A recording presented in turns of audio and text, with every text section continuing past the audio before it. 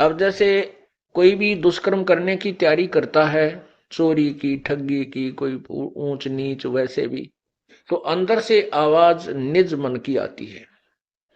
आत्मा कुछ नहीं कर पाती, ये तो विवश हो चुकी है अपने पैर पर कुहाड़ा मार के। इसको मन नचाता है और निज मन इसको संकेत करता है, सहयोग संकेत करता है।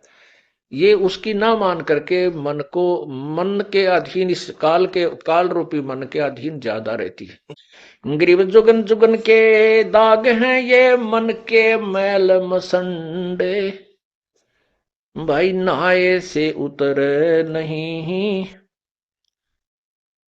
68 तीर्थ दंड। ग्रीव जुगन जुगन के दाग हैं ये मन के मैल विकार, धोए से नहीं जाते हैं ये गंगा नहाया किदार। चाहे गंगा में नहा ले, चाहे केदारनाथ में जाकर उस सरोवर में, उस जोड़ में नहा ले, ये मन के मैल नहीं जा सकते। मन का गंदापन, ये पन, ये बाण खत्म नहीं हो सकती। ये तो परमात्मा के ज्ञान से, भक्ति के प्रभाव से ही नष्ट हो सकती है, इससे निष्क्रिय हो सकती है। परमेश्वर ने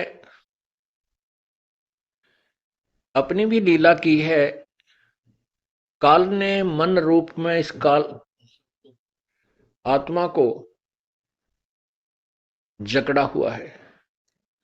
परमात्मा ने भी अपना एक अंश, निज मन भी आत्मा के साथ जोड़ रखा है।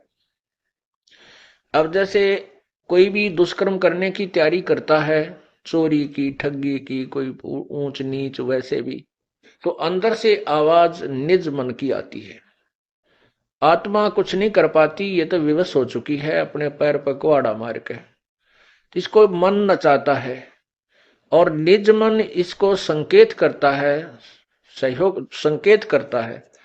ये उसकी ना मान करके मन को, मन के अधीन, इस काल के, काल रूपी मन के अधीन ज्यादा रहती है।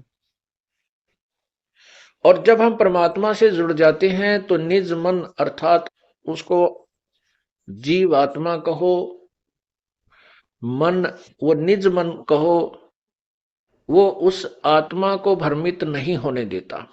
क्योंकि परमात्मा भी इस शरीर में, जैसे काल ने अपना दूध छोड़ दिया और स्वयं अलग रहता है, ऐसे परमात्मा ने भी अपनी एक शक्ति छोड़ दी, उसको निज मन कहते हैं। तो क्या बताते हैं,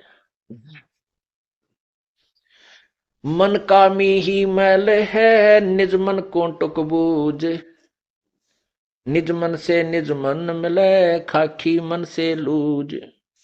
अब निज मन से निज मन मिले, अब परमात्मा के शरण में हम आने के बाद हमारे अंदर ईश्वरीय शक्ति का संचार होता है, तो निज मन परमात्मा की तरफ खिंचाव करता है। आत्मा को ये फिर निज मन उधर खींचता है। ग्रीव निज मन नीका निर्मला खाखी मन शैतान, कोट यतन कर राखी ये छाड़त नाही बाण। काया माही दो मन इनमें कौन हमारे, को अमरापुर जाते हैं को भर में संसार। नूरी सेती मिल रहे हो ये खाखी खारज कीन, ज्ञान शब्द से मारी ये 5-2503। ग्रीव नूरी मन से मिल रहे हो ये खाखी बड़ा बखील, सतगुर हेला देते हैं क्योंकि जैसे ढील। ग्रीव खाखी रोड़ा बाटे का यो नूरी निर्गुण नूर, इस उसमें बहु अंतरा खाखी से रहो दूर। खाखी मन ये काल है।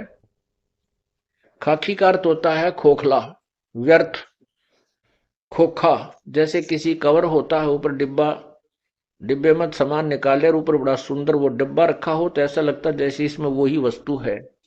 इसको खोखापुर भी कहा इस काल के लोक को। ये खोखापुर है, ऊपर से कुछ है, अंदर इसमें गंध कुछ भरा हुआ है।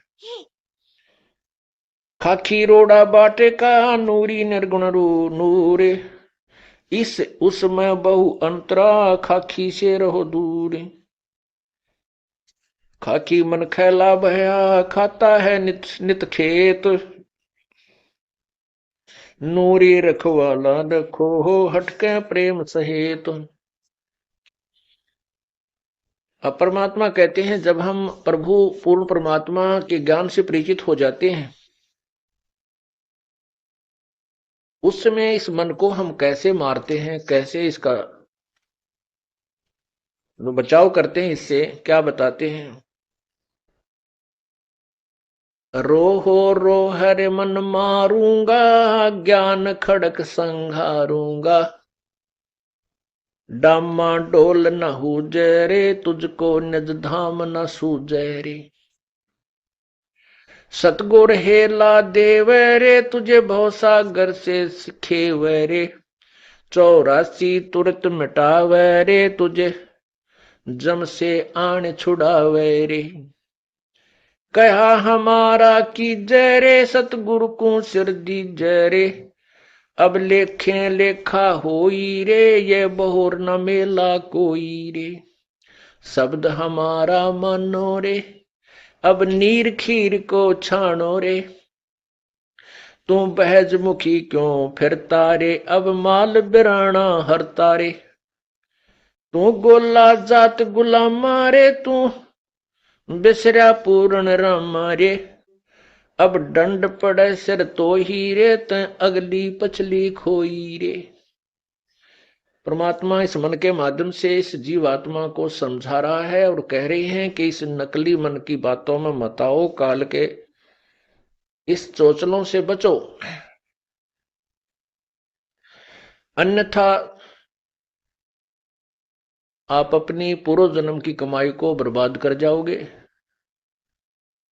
और भविष्य में कुछ नहीं बन पाओगी। इसलिए कहते तूने अगली पछली सब खोई रे। पीछे वाली जो पूर्व जन्म की कमाई थी, जिसके कारण तुझे मानव शरीर मिला, इससे आपने आगे और पुण्य कमाने थे, परमात्मा का नाम लेना था, पुण्य करने थे, पूरे सतगुरु की शरण ग्रहण करनी थी, वो ना करके इस मन के अधीन हो करके और यही बीड़ी शराब मांस तम्बाकू सांगसनी में देख जाग के कोठी बंगले कार खरीद के इसको बर्बाद कर रहा है, अपनी पूर्व जन्म की कमाई को, और भविष्य की बना नहीं रहा। क्योंकि यदि भक्ति कर रहा है तो शास्त्र विरुद्ध कर रहा है, वो भी व्यर्थ है। तू गोला जात गुलामा रे, तू बिसरा पूर्ण रामा रे। कहते मन तू निकम्मा हो गया और उस पूर्ण परमात्मा को भूल चुका है। दंड पड़े सिर तो ही रे, ते अगली पिछली खोई रे। तेरे सिर पर दंड पड़ेगा तो 84 लाख योनियों में कष्ट उठाएगा। कृत गनी तू बड़ुआ रे, तुझे लाग गए साहेब कड़ुआ रे। इस मन को परमात्मा कह रहे हैं कि तुझे रागनी अच्छी लगे है, फिल्मी गाने बढ़िया लगे, माया जोड़ने के लिए कितना प्रयत्न करवा ले, रात और दिन झूठ कपट है, खड़ा होकर रुके मारे जा, ले 2 के 20, 10 के 20, 10 के 20, अरे 2 घंटे नो के भगवान भी याद कर ले, कति नहीं अच्छा लगता, इसने रुचि ही नहीं बनती। तो यहाँ क्या कहते हैं, मन करत गनी तू बड़ुआ रे, तुझे लाग गए साहेब कड़ुआ रे। तुझे भगवान कड़ुआ लग रहा है। मन मारूंगा मैं दाना रे, सतगुरु शमशेर समाना रे। अरे मन तन, अरे मन तन काट जलाऊं रे, दिखे जा आग लगाऊं रे। अरे मन अजब अलामा रे, तन बहुत बिगाड़े का मारे। हैरान हवानी जाता रे, सिर पीटे ज्ञानी ज्ञाता रे। कहते इतना उस्ताद है ये काल का एजेंट मन, ज्ञानी और ज्ञाता बड़े बड़े ऋषि सभी सिर पीट रहे हैं, इनसे ऐसी ऐसी भयंकर गलतियां करा देता है और संसार में निंदा के पात्र बनते हैं और फिर ये पछताते रहते। कबीर मन के मते ना चालिए, मन है पक्का दूत, ले छोड़े दरिया में फिर जावे हाथ से छूट। अब जैसे विश्वामित्र तप कर रहा था, इंद्र ने उर्वशी भेज दी, उसके साथ रही पत्नी रूप में, फिर एक कन्या का जन्म दे करके उस नवजात कन्या को उसी के पास छोड़कर चली गई और कह दिया, ऋषि जी तेरा और मेरा इतना ही संयोग था, पाल तेरी बेटी ने, तू काय का ऋषि है, घर से चला था क्या करने के लिए, और यहां कर बैठा क्या, ऐसा कहकर वो निकल गई। उसका नाम शकुंतला रखा। उसको फिर कण्व ऋषि के पास विश्वामित्र ने छोड़ा। उसके बाद फिर साधना की, फिर ब्याह करवाया। परमात्मा कहते हैं जब तक हम परम पिता कबीर परमेश्वरी की शरण में नहीं आएंगे, यो काल दाव लगाया रहता है, छोड़ देता मन को खुला। ये पता नहीं कितनी साधना करने कहाँ जाता है, किसी ऋषियों से मिलता है, वो जैसे उसको ज्ञान दे देते हैं वो डट कर साधना करता है, उससे एटम बम बन जाता है। कुछ सिद्धि आ जाती है, सिद्धि आने के बाद फिर ये किसी की नहीं मानता, चाहे भगवान आके समझा दे कबीर साहब, फिर नहीं मानता। थोड़ा सा कोई प्रभु बन जाए, 20 30 50 100 200 शिष्य बन जाए, फिर ये नहीं मानता। गधा बनना मंजूर है, चाहे उसने सबस्ट दिखा दे के देख तेरे साथ ऐसे बनेगी, तो नहीं मानता। परमात्मा कहते हैं राज तजना सहज है, सहज त्रिया का नेह, और मान बड़ाई ईर्षा वही दुर्लभ तजना ये। तो काल ने तो हमारे नाना प्रकार के फांस बांध रखे हैं कि किसी न किसी में तो यू जकड़ा ही रहेगा। वो तो परमात्मा आते हैं, सभी बंधन काट देते हैं, इसलिए वो बंदी छोड़ कहलाते हैं। अमर करूं सतलोक पठाऊं, तात बंदी छोड़ कहाऊं। परमात्मा कबीर जी कहते हैं अमर करूं और सतलोक पठाऊं, तात बंदी छोड़ कहाऊं। काल के सभी बंधन कटने के बाद ही हम अमर होंगे। वो अमर बंदी छोड़ यानी हमारे बंधनों को काटने वाला, छुड़वाने वाला वो कबीर ही है। अरे मन अजब अला मारे, तय बहुत बिगाड़े का मारे, हैरान हैवानी जाता रे, सिर पीटे ज्ञानी ज्ञाता रे। हैरान हैवानी खेल रे, सब अपने ही रंग में लहरे, तय नौका नाम डबोई रे, मन खाखी भड़ुआ धोई रे। धोई माने धोखेबाज, धोही। तय नौका नाम डबोई रे, मन खाखी भड़ुआ धोई रे। मन मार बिहंडम कर सूरे, सतगुर साक्षी नहीं डर सूरे। अरे चढ़ ले खेत लड़ो मैदाना रे, तुझ मारूंगा शैताना रे।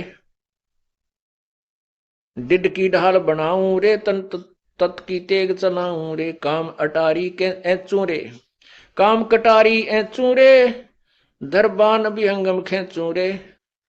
बुद्धि की बंदूक चलाऊं रे, मैं चित की चकमक लाऊं रे। सत साहिब जी, इस वीडियो के बनाने का उद्देश्य हमारा किसी को भी नीचा दिखाना व किसी की भावनाओं को ठेस पहुंचाने का नहीं है। इस वीडियो के बनाने का उद्देश्य हमारा तत्व ज्ञान को जन जन तक पहुंचाना है, जिससे हर इंसान को परमात्मा की पहचान हो सके।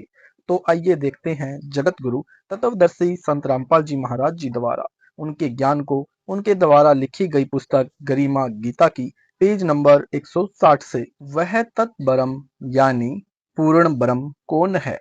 अध्याय 8 के श्लोक 1 में अर्जुन ने गीता ज्ञान दाता से पूछा कि जो आपने गीता अध्याय 7 श्लोक 29 में तत्ब्रह्म कहा है, वह तत्ब्रह्म कौन है। इसका उत्तर अध्याय 8 के श्लोक 3 में दिया है कि वह परम अक्षर ब्रह्म है, अर्थात पूर्ण ब्रह्म है। विशेष अध्यात्म में 3 पुरुष यानी प्रभु विशेष है। नंबर 1 क्षर पुरुष यानी ब्रह्म या ईश। नंबर 2 अक्षर पुरुष पर ब्रह्म। नंबर 3 परम अक्षर पुरुष यानी यह पूर्ण ब्रह्म है। परम अक्षर ब्रह्म भी इसी को कहते हैं। प्रमाण गीता जी के अध्याय 15 के श्लोक 16-17 में जैसे क्षर पुरुष यानी नासवान भगवान तथा अक्षर पुरुष यानी अविनाशी भगवान, और वास्तव में अविनाशी यानी पूर्ण अविनाशी, तो उपरोक्त दोनों से उत्तम पुरुष तो अन्य ही है, जिसको पूर्ण अविनाशी परमात्मा कहा जाता है। वह परम अक्षर ब्रह्म अर्थात पूर्ण परमात्मा यानी सत्पुरुष है। वही तीनों लोकों में प्रवेश करके सबका धारण पोषण करता है। अध्याय 8 के श्लोक 4 में कहा है कि इस देहधारियों से श्रेष्ठ अर्थात मानव शरीर में नाशवान भाव वाले प्राणियों का स्वामी अर्थात अधिभूत और पूर्ण परमात्मा परम अक्षर ब्रह्म ही अधिदेव और अधियज्ञ है, अर्थात सर्व यज्ञों में प्रतिष्ठित है। इसी प्रकार मैं भी इन प्राणियों में हूँ, जैसे गीता अध्याय 15 श्लोक 15 में कहा कि मैं सर्व प्राणियों के हृदय में स्थित हूँ। भावार्थ: अध्याय 15 के उपरोक्त श्लोकों का भावार्थ है कि काल ब्रह्म केवल अपने 21 ब्रह्मांडों के प्राणियों के हृदय में स्थित है तथा परम अक्षर ब्रह्म काल ब्रह्म के 21 ब्रह्मांडों तथा अपने सर्व ब्रह्मांडों के प्राणियों के हृदय में स्थित है, क्योंकि परम अक्षर ब्रह्म ही सर्वव्यापक है, यानी वासुदेव है। परमाण: गीता अध्याय 13 श्लोक 17 में कहा है कि वह पूर्ण ब्रह्म, ज्योतियों का भी ज्योति, माया से अति परे कहा जाता है। वह तत्व ज्ञान द्वारा जानने योग्य है और सर्व प्राणियों के हृदय में विशेष रूप से स्थित है। यही परमाण गीता अध्याय 18 श्लोक 61 में है। कहा है कि शरीर रूपी यंत्र में आरूढ़ हुए प्राणियों को परमेश्वर अपनी माया से भ्रमण कराता हुआ सर्व प्राणियों के हृदय में स्थित है। फिर श्रद्धालुओं को भ्रमित करने के लिए अध्याय 9 का श्लोक 4-5 तथा अध्याय 7 के श्लोक 12 में कहा है कि ब्रह्म यानी काल कह रहा है कि मैं प्राणियों में नहीं हूँ। गीता अध्याय 8 श्लोक 5 से 10 तक का सारांश: काल ब्रह्म का उपासक काल ब्रह्म को तथा परम अक्षर ब्रह्म का उपासक परम अक्षर ब्रह्म को प्राप्त होता है। गीता अध्याय 8 श्लोक 6 में कहा है कि यह नियम है कि जो अंत समय में जिस प्रभु में भाव करता है वह साधक उसी को प्राप्त होता है। अध्याय 8 के श्लोक 5 और 7 में काल भगवान कह रहा है कि जो अंत समय में मेरा ध्यान करता है वह मेरी को प्राप्त होता है। अंत समय में जो जिसका सुमरण करता है उसी को प्राप्त होता है। इसलिए मेरा सुमरण कर और युद्ध भी कर, इससे मेरे को ही प्राप्त होगा। पूर्ण ब्रह्म का साधक उसी को प्राप्त होता है। अध्याय 8 के श्लोक 8 से 10 में अपने से अन्य तत्ब्रह्म यानी उस परम अक्षर ब्रह्म की भक्ति करने को कहा है, जिसका वर्णन गीता अध्याय 8 श्लोक 3 में है। कहा है कि हे अर्जुन, जो साधक पूर्ण मुक्ति चाहता है तो किसी और में चित न लगा कर केवल एक परम दिव्य पुरुष यानी पूर्ण परमात्मा सत्पुरुष का सुमरण करता है, वह उसी को प्राप्त होता है। जो सनातन यानी आदि पुरुष, नियंता यानी सबको संभालने वाला, सूक्ष्म से अति सूक्ष्म सबका धारण पोषण करने वाला, अचिंत रूप यानी शांत पूर्ण ब्रह्म, सूर्य के समान प्रकाश रूप यानी स्वप्रकाशित, अज्ञात से अति परे पूर्ण प्रभु सत्पुरुष यानी कविम कबीर देव का स्मरण करता है। वह भक्ति युक्त अंत समय में भक्ति के बल यानी सच्चे नाम मंत्र की कमाई से भरी कुटी के मध्य में प्राण को अच्छी तरह स्थापित करके निश्चल मन से सुमरण करता हुआ उस परम दिव्य पुरुष को ही प्राप्त होता है। यानी अध्याय 8 के श्लोक 8 से 10। इन तीनों श्लोकों में पूर्ण ब्रह्म परमात्मा के बारे में ज्ञान दिया है, संकेत भी किया है कि उसका नाम कबीर देव है। गीता अध्याय 8 श्लोक 11 से 14 तक का भावार्थ: गीता अध्याय 8 श्लोक 11 या 12 सारांश: उपरोक्त श्लोक 8 से 10 में जिस दिव्य पुरुष परम पुरुष अर्थात पूर्ण परमात्मा की भक्ति करने वाला अंतिम समय तक उसी के चिंतन में शरीर त्याग कर जाता है, वह उसी को प्राप्त होता है। उस पूर्ण परमात्मा की भक्ति विधि के विषय में गीता ज्ञानदाता कह रहा है। श्लोक 11 से 12 में अध्याय 8 श्लोक 11 में कहा है कि वेद के जानने वाले विद्वान अर्थात तत्वदर्शी संत जिस परमात्मा को अविनाशी कहते हैं तथा जिस भक्ति विधि द्वारा उस अविनाशी परमात्मा की परम पद चाहने वाले ब्रह्मचर्य अर्थात संयम करते हैं। यानी ब्रह्मचर्य का अर्थ यहाँ संयम है। जैसे आहार, विचार, विलास, विकारों में संयम रखना ब्रह्मचर्य कहा जाता है। उस भक्ति विधि को तेरे से संक्षेप में कहूंगा। अध्याय 8 श्लोक 12 में बताया है कि पूर्ण परमात्मा की प्राप्ति के लिए विधि यह है, साधक मन को सर्व इंद्रियों से हटाकर श्वास के ऊपर स्थापित करके हृदय तथा मस्तिष्क में परमेश्वर की योग धारणा अर्थात भक्ति में स्थित होता है। विशेष पूर्ण परमात्मा की भक्ति साधना सत्य नाम द्वारा करने का संकेत है। जैसे सत्य नाम में दो मंत्र होते हैं, एक ओम, दूसरा तत्, यानी जो सांकेतिक है, केवल शिष्य को ही बताया जाता है। ओम मंत्र ब्रह्म का जाप है। ब्रह्म का सहस्त्र कमल तक मस्तिष्क के पीछे है तथा तत् मंत्र पर ब्रह्म का जाप है। इस जाप को सार्थक करने के लिए हृदय में विशेष रूप से, यानी जैसे सूर्य घड़े के जल में रहता है, रह रहे पूर्ण परमात्मा का ध्यान करना होता है।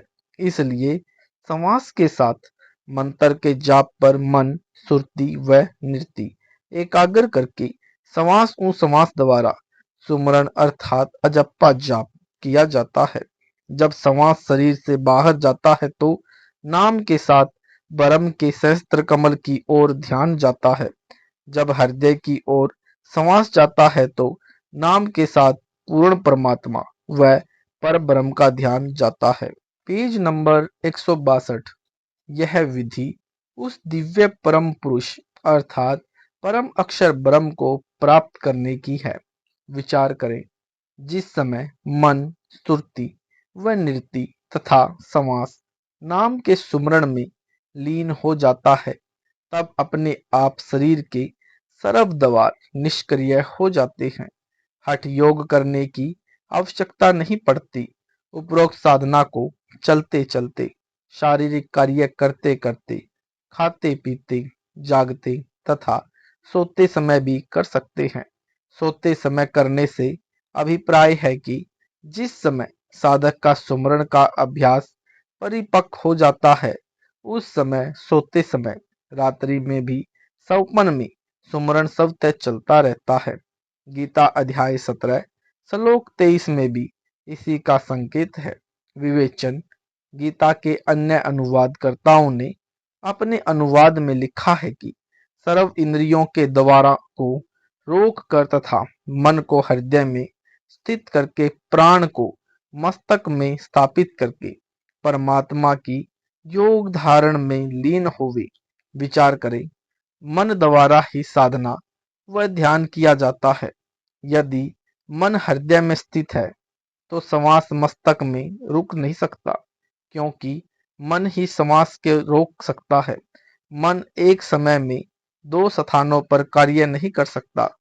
श्वास मन के सहयोग बिना चल तो सकता है, परंतु रुक नहीं सकता। इसलिए अन्य अनुवादकर्ताओं का टीका न्याय संगत नहीं है। जो मुझ दास यानी रामपाल दास द्वारा किया है वह उचित है। गीता ज्ञानदाता प्रभु ने अपनी साधना के विषय में अध्याय 8 श्लोक 13 में कहा है, जिसका संबंध गीता अध्याय 8 श्लोक 11-12 से है, जिनमें कहा है कि जो साधक उपरोक्त श्लोक 11 व 12 में बताए पूर्ण मोक्ष मार्ग के 3 मंत्र का जाप बताया है, जिसमें मुझ ब्रह्म का केवल एक ओम अक्षर है, इस प्रकार विधिवत स्मरण करता हुआ शरीर त्याग कर जाता है, परम गति अर्थात ओम के मंत्र से होने वाले मोक्ष को प्राप्त होता है। गीता अध्याय 8 श्लोक 13 से 14 का भावार्थ। इन श्लोकों में कहा है कि ओम मंत्र का जाप करने वाला भक्त, वे भी अनन्य मन से अर्थात एक ही इष्ट अर्थात ब्रह्म में आस्था रखने वाला, अन्य देवी देवताओं माई मसानी, हनुमान, गणेश, ब्रह्मा, विष्णु, महेश आदि में भी नहीं ध्यान रहे, अर्थात तीनों गुणों से भी परे मुझ ब्रह्म को निरंतर सुमरण करता है, उसको मैं सुलभ हूँ, अर्थात मेरा लाभ आसानी से प्राप्त कर सकता है। ओम का जाप ब्रह्म का है और इसके स्मरण से ब्रह्म लोक प्राप्त होता है। गीता अध्याय 8 श्लोक 16 में कहा है कि ब्रह्म लोक में गए प्राणी भी पुनः जन्म मरण के चक्कर में रहते हैं, यानी काल को प्राप्त यानी दर्शन नहीं कर सकते, क्योंकि गीता जी के अध्याय 11 के श्लोक 47 और 48 में स्पष्ट कहा है कि मैं किसी प्रकार की वेदों में वर्णित साधना से भी प्राप्य नहीं हूँ। हाँ, काल का लाभ स्वर्ग नरक राजा और 84 लाख योनियों में चक्कर लगाना ही है। इसलिए इस अपनी साधना से होने वाली गति यानी मुक्ति को अध्याय 7 के श्लोक 18 में अनुत्तम यानी अश्रेष्ठ गति यानी मुक्ति स्थिति स्वयं भगवान ने कहा है। ब्रह्म यानी काल प्राप्त साधक का सुख क्षणिक है। अध्याय 8 के श्लोक 15 में काल यानी ज्योति निरंजन ने अपनी साधना से होने वाले तथा पूर्ण परमात्मा की साधना से होने वाले परिणामों की जानकारी देते हुए कहा है कि मुझे प्राप्त साधक का सुख तो क्षणिक भंगुर है, अर्थात उनका जन्म मरण बना रहेगा। परम सिद्धि को यानी पूर्ण ब्रह्म को प्राप्त महात्मा दुखों के घर रूप जन्म मरण को प्राप्त नहीं होते, अर्थात वे पूर्ण मुक्त हो जाते हैं। पेज नंबर 163 अध्याय 8 के श्लोक 15 का अनुवाद गीता ज्ञानदाता ने कहा कि यानी मम उपित्य मुझे प्राप्त होने वाले का पुनर्जन्म यानी जन्म मरण बना रहेगा, जो दुखों का घर है। यहाँ जीवन क्षणभंगुर है। जो महात्मा परम सिद्धि को प्राप्त है, वे पुनर्जन्म को यानी पुनर्जन्म को प्राप्त नहीं होते। गीता अध्याय 8 श्लोक 16 का अनुवाद गीता ज्ञानदाता ने कहा कि हे अर्जुन, मुझे प्राप्त होकर तो पुनर्जन्म होता है। मेरे साधक नहीं जानते कि ब्रह्मलोक तक सर्वलोक पुनरावृत्ति में है। पुनरावृत्ति का भावार्थ है कि ब्रह्मलोक एक तक साधकों का पुनर्जन्म होता है। वे बार बार स्वर्ग नरक व अन्य शरीरों को प्राप्त होते हैं। गीता अध्याय 8 श्लोक 17 इस श्लोक में अक्षर पुरुष यानी पर ब्रह्म की एक दिन रात्रि की जानकारी है। उसको समझने के लिए पढ़ें। महाप्रलय में ब्रह्मांड में बना ब्रह्मलोक भी नष्ट हो जाता है। अध्याय 8 के श्लोक 16 में स्पष्ट है कि हे अर्जुन, ब्रह्मलोक से लेकर सब लोग उत्पत्ति व नाश वाले हैं। जो यह नहीं जानते, वे मुझे प्राप्त होकर भी जन्म मृत्यु को ही प्राप्त होते हैं, पूर्ण मुक्त नहीं होते। अन्य अनुवादकर्ताओं ने लिखा है कि मुझे प्राप्त करने का पुनर्जन्म नहीं होता। विचार करें, यदि यह अनुवाद ठीक माना जाए तो गीता अध्याय 2 श्लोक 12, अध्याय 4 श्लोक 5 से 9, अध्याय 10 श्लोक 2 का अर्थ निअर्थ हो जाता है, जिनमें गीता ज्ञानदाता कह रहा है कि अर्जुन, तेरे तथा मेरे बहुत से जन्म हो चुके हैं, तू नहीं जानता, मैं जानता हूँ। फिर अध्याय 18 श्लोक 62 तथा अध्याय 15 श्लोक 4 में कहा है कि पूर्ण मोक्ष के लिए पूर्ण परमात्मा की भक्ति कर। विशेष इसमें ब्रह्म यानी काल कह रहा है कि ब्रह्म लोक तक सर्वलोक नाशवान है। ब्रह्मा विष्णु शिव तथा इनके लोकों के प्राणी भी नहीं रहेंगे। फिर उनके उपासक कहाँ रहेंगे? देवी देवता भी नहीं रहेंगे। फिर पुजारी कहाँ रहेंगे? अर्थात कोई प्राणी मुक्त नहीं, न ब्रह्मा लोक में पहुंचे हुए, न विष्णु लोक में पहुंचे हुए, न शिव व ब्रह्मा यानी ब्रह्म लोक में पहुंचे हुए।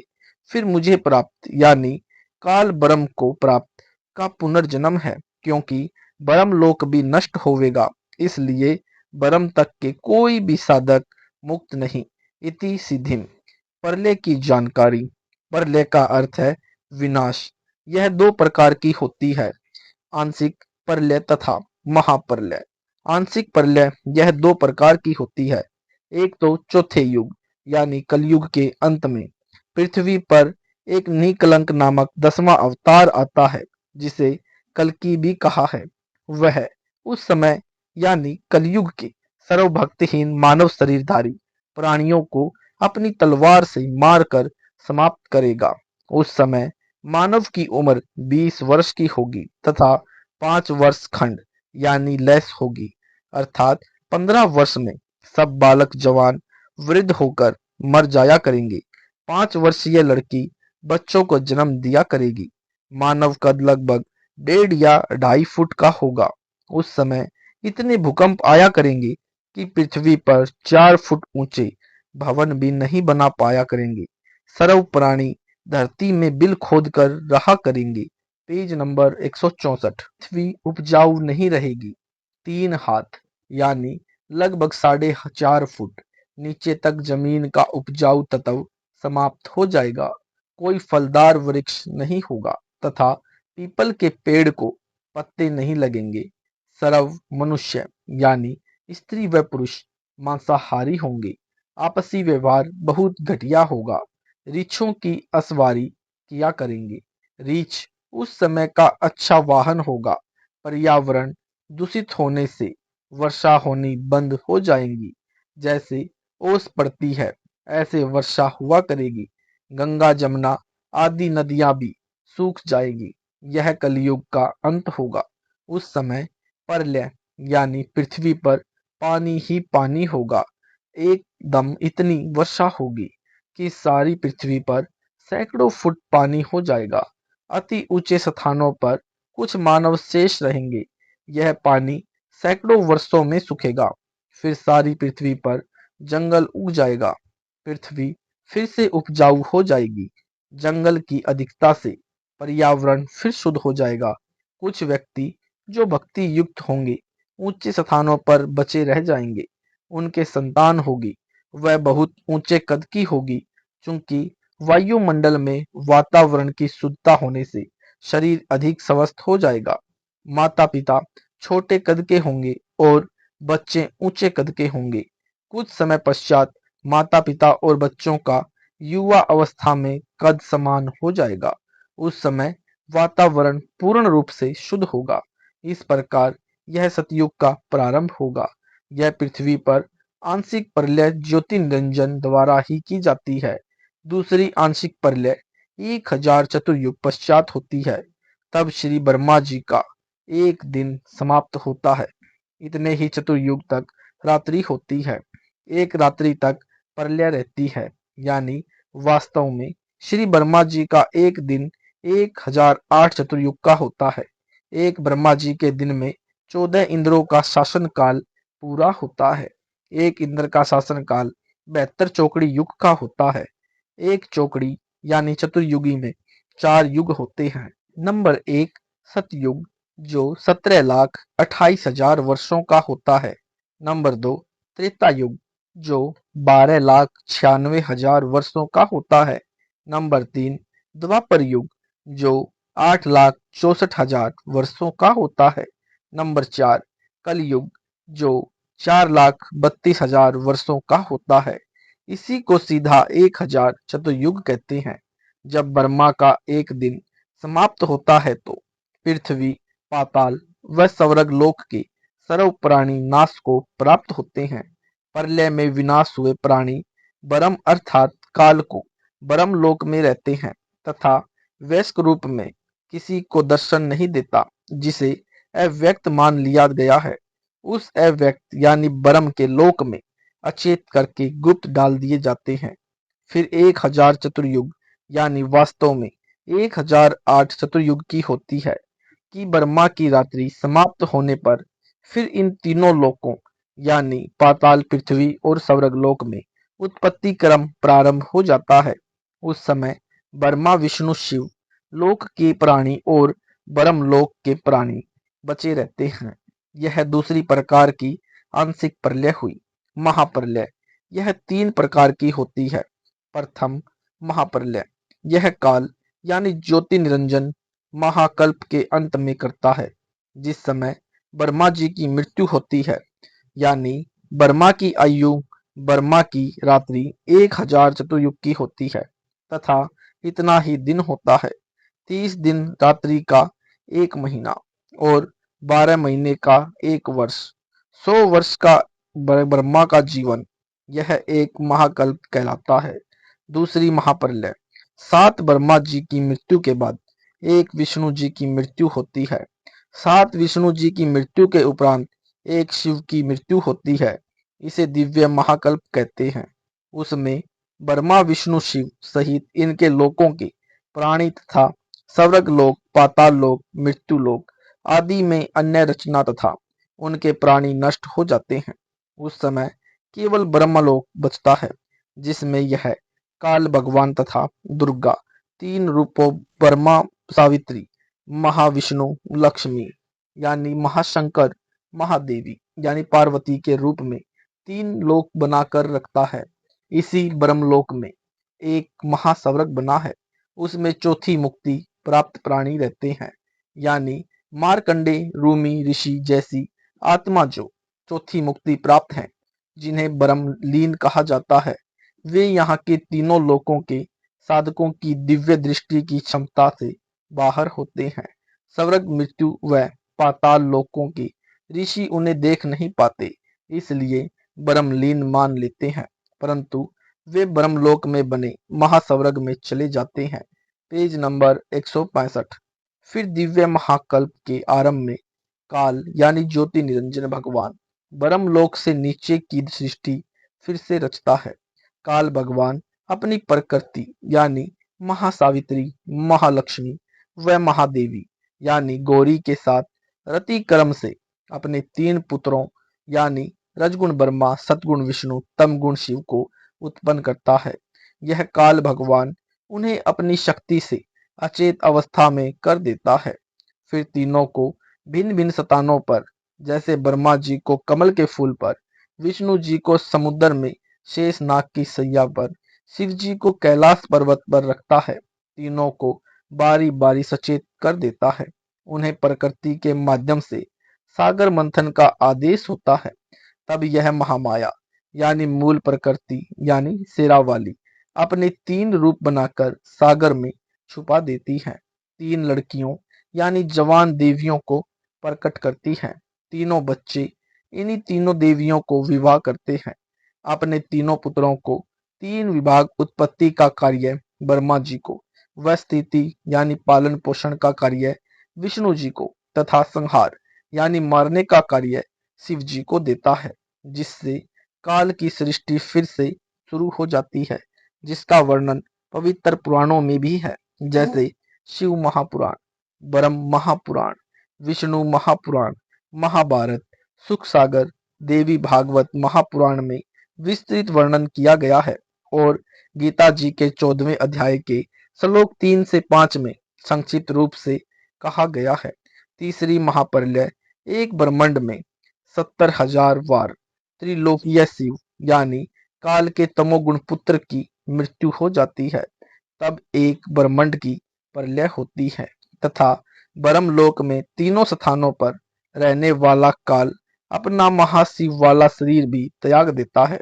इस प्रकार यह एक ब्रह्मांड की प्रलय अर्थात तीसरी महाप्रलय हुई तथा उस समय एक ब्रह्मलोकीय शिव की मृत्यु हुई तथा 70,000 त्रिलोकीय शिव यानी काल के पुत्र की मृत्यु हुई, अर्थात एक ब्रह्मांड में बने ब्रह्मलोक सहित सर्वलोकों के प्राणी विनाश में आते हैं। इस समय को परब्रह्म अर्थात अक्षर पुरुष का एक युग कहते हैं। इस प्रकार गीता अध्याय 8 श्लोक 16 का भावार्थ समझना चाहिए। इस प्रकार तीन दिव्य महाप्रलय होती है। प्रथम दिव्य महाप्रलय। जब 100 ब्रह्मलोकीय शिव की मृत्यु हो जाती है, तब चारों महाब्रह्मांडों में बने 20 ब्रह्मांडों के प्राणियों का विनाश हो जाता है। तब चारों ब्रह्मांडों के शुभकर्मी प्राणियों को 21वें ब्रह्मांड में बने नकली सतलोक आदि लोकों में रख देता है तथा उसी लोक में निर्मित अन्य 4 गुप्त स्थानों पर अन्य प्राणियों को अचेत करके डाल देता है तथा तब उसी नकली सतलोक से प्राणियों को खाकर अपनी भूख मिटाता है तथा जो प्रतिदिन खाए प्राणियों को उसी 21वें ब्रह्मांड में बने 4 गुप्त महाकुंभों में अचेत करके डालता रहता है तथा वहां पर भी ज्योति निरंजन अपने 3 रूप यानी महाब्रह्मा, महाविष्णु तथा महाशिव धारण कर लेता है तथा वहां पर बने शिव रूप में अपनी जन्म मृत्यु की लीला करता रहता है। पेज नंबर 166, जिससे समय निश्चित रखता है तथा 100 बार मृत्यु को प्राप्त होता है, जिस कारण परब्रह्म के 100 युग का समय 21वें ब्रह्मांड में पूरा हो जाता है। तत्पश्चात चारों महाब्रह्मांडों के अंदर सृष्टि रचना का कार्य प्रारंभ करता है, यानी जिस एक सृष्टि में 100 ब्रह्मलोकीय शिव यानी काल की आयु अर्थात परब्रह्म के 100 युग तक सृष्टि रहती है तथा इतनी ही समय प्रलय रहती है अर्थात परब्रह्म के 200 युग यानी परब्रह्म के एक युग में एक महाब्रह्मलोकीय शिव अर्थात काल की मृत्यु होती है में एक दिव्य महाप्रलय जो काल द्वारा की जाती है का कर्म पूरा होता है। यह काल अर्थात ब्रह्म प्रथम अव्यक्त कहलाता है, यानी गीता अध्याय 7 श्लोक 24-25 में दूसरा अव्यक्त परब्रह्म तथा इससे भी परे दूसरा सनातन अव्यक्त जो पूर्ण ब्रह्म है। गीता अध्याय 8 श्लोक 20 का भाव समझें। सत साहिब जी, ये वीडियो अच्छा लगा तो वीडियो को लाइक करें, शेयर करें, कमेंट करें। ऐसे ही वीडियो देखने के लिए हमारे चैनल को सब्सक्राइब जरूर करें। सत साहिब जी।